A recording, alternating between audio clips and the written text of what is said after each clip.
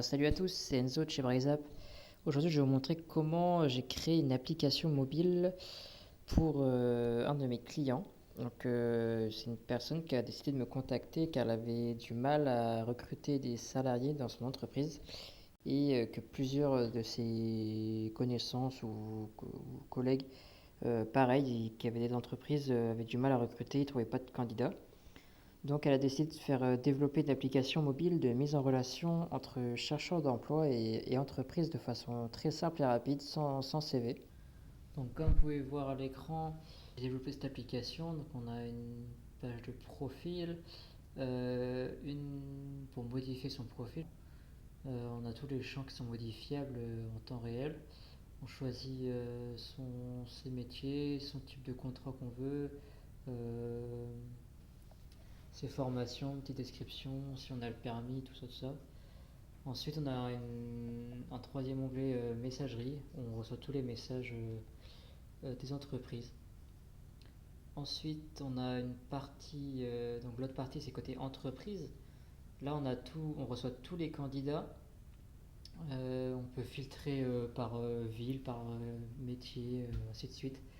Et après, on sélectionne les candidats qu'on veut. S'il a inséré son numéro de téléphone, on peut y appeler. Ou alors on lui envoie un petit message sur l'application et il recevra une notif. Pour développer l'application, vous aurez besoin d'un PC avec le logiciel VS Code d'installer et d'un abonnement Cloud Pro. Cloud Pro ça suffira. Donc je vais vous montrer comment après on installe les deux. Donc sur VS Code, vous allez dans Extension et vous tapez Cloud dans la barre de recherche.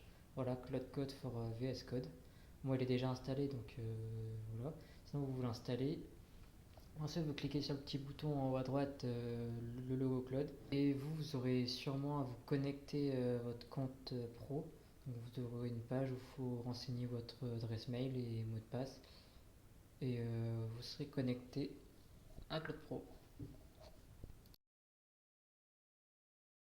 Maintenant, on va créer un nouveau dossier où tout notre programme va être dans ce fichier. Donc moi, je vais le mettre dans mon bureau, n'importe où. Je l'ai déjà créé d'ailleurs. Je sélectionne mon fichier et je réouvre la page de discussion Cloud avec une nouvelle session. Moi, ce que j'aime bien faire, c'est quand je démarre un projet, c'est de faire un gros prompt où j'explique en globalité le projet. Donc je dis je veux créer une application mobile qui s'appelle Dispo. C'est une plateforme qui met en relation deux types d'utilisateurs, des candidats qui recherchent du travail, donc par métier, par ville et compétences, et des entreprises qui cherchent du personnel rapidement et qui peuvent chercher parmi ces candidats disponibles pour les contacter directement. Voici comment je vois le fonctionnement global. À l'inscription, l'utilisateur choisit s'il est candidat ou entreprise et n'a accès qu'aux écrans correspondant à son profil. Le candidat remplit un parcours d'inscription en plusieurs étapes, ses infos perso, son métier, et chaque semaine, le candidat doit valider sa disponibilité euh, pour, être, euh, pour être visible.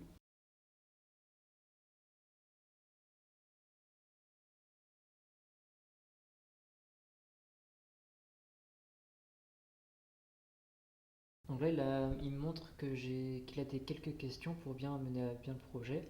Donc là, il me demande si j'ai déjà un projet Firebase et un compte Stripe. Je vais lui dire que oui, j'ai déjà créé. Ce serait plus simple. Pour Stripe, l'abonnement entreprise doit-elle être géré par le backend? On va mettre oui. Euh, Ensuite, pour la navigation de l'app, candidat vers écran, on va mettre recommandé. Voilà,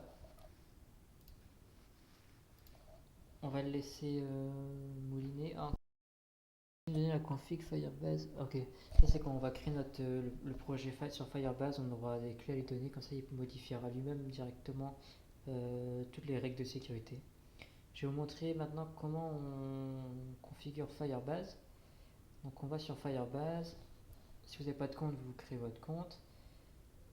On crée un nouveau projet. On va l'appeler tuto dispo ou tuto YouTube dispo. Ok, moi je désactive toujours Gemini et Google Analytics. Ça prend un peu de temps, donc on va cut. Voilà. On va créer donc les fonctionnalités. D'abord, on va activer le mode blast, donc ça va permettre d'avoir moins de problèmes de sécurité. C'est-à-dire que stocker les photos et les données, ça peut coûter de l'argent quand on a pas mal d'utilisateurs. Donc c'est pour ça on peut se faire un forfait blast, comme ça au moins on s'emmerde moins. Donc maintenant on va créer la base de données Cloud Firebase. Donc on va sur la partie de droite, on va sur Firebase, créer une base de données, on laisse en standard, on continue, on démarre directement en production. On attend que ça va charger. Hop, rien à dire ici. Ok, donc ça c'est bon. Ensuite on va créer le storage. Donc pareil, hein, on clique sur l'onglet, on laisse tout comme c'est de base, c'est très bien comme ça. Ouais, un peu long. Ok, c'est bon. Ensuite, on va créer l'authentification. Donc sécurité, authentification. Commencer. On va mettre la fonctionnalité juste pour cette application de adresse mail et mot de passe. On pourrait mettre Google, Facebook ou ainsi de suite, mais on va juste s'arrêter à Google entre adresse mail pour l'instant. Donc voilà nos trois fonctionnalités en place. Donc ensuite on va créer les applications. Moi je vais l'appeler fr.dispo.app. On clique sur suivant.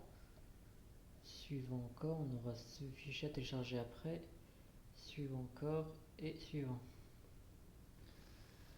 Pareil pour l'application Android. Donc on va mettre la même chose, hein, fr.dispo.app. Et ça va être pareil. Hop, suivant, suivant, suivant.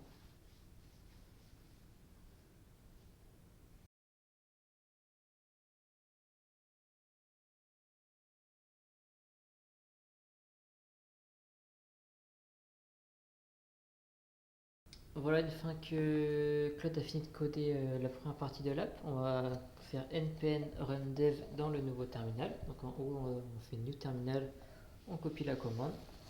Ça va lancer en local l'application.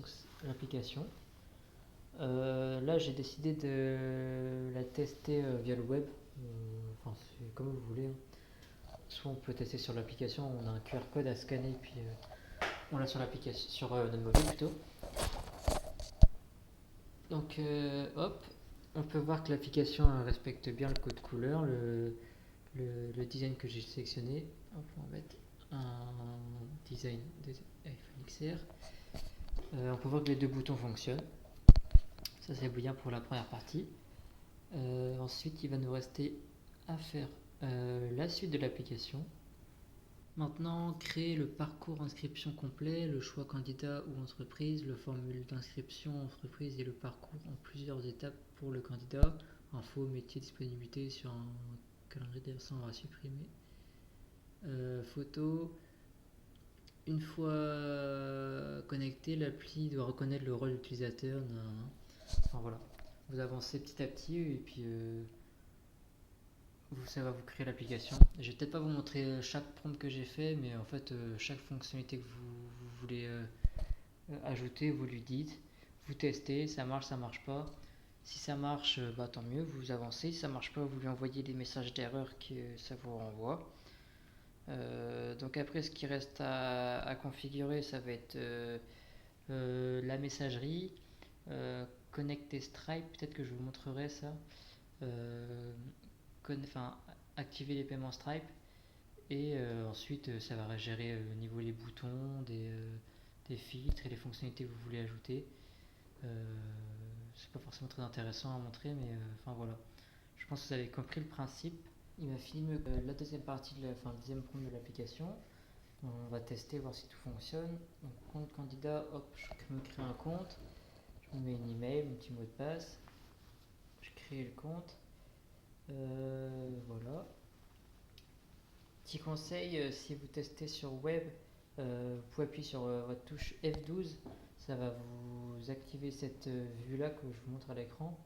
Et à droite, toutes les erreurs que vous allez, s'il y a des erreurs dans l'application, elles vont arriver dans la console et vous aurez juste à faire soit une capture d'écran de votre écran avec toutes les erreurs et envoyer à Claude, ou alors de copier-coller le texte.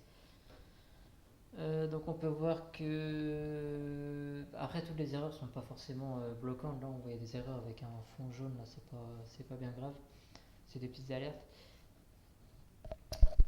Donc j'ai rempli mon métier, j'ai mis serveur au pif. Voilà, petite photo de profil. On va tester si ça fonctionne, si Firebase Storage fonctionne. Hop, terminer mon inscription.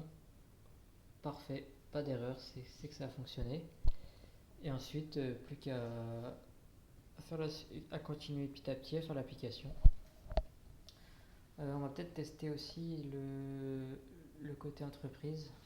Vous voyez, là j'ai oublié qu'il fallait mettre de lui dire de mettre un bouton retour pour se déconnecter. Donc on va ajouter ça et on se reprend juste après. Donc si vous avez une idée d'application mobile pour votre entreprise ou pour un projet perso, peu importe, ou même une plateforme web ou un site web, vous pouvez me contacter par mon site web ou par mail comme vous voulez. Que voilà, j'espère que vous avez pu comprendre comment est-ce qu'on faisait une application grâce à Cloud Code. Si vous avez des questions, n'hésitez pas à mettre des commentaires. Et si vous avez aimé la vidéo, n'hésitez pas à mettre un petit like, ça pourra m'aider. C'était Enzo de chez Brizap. Ciao.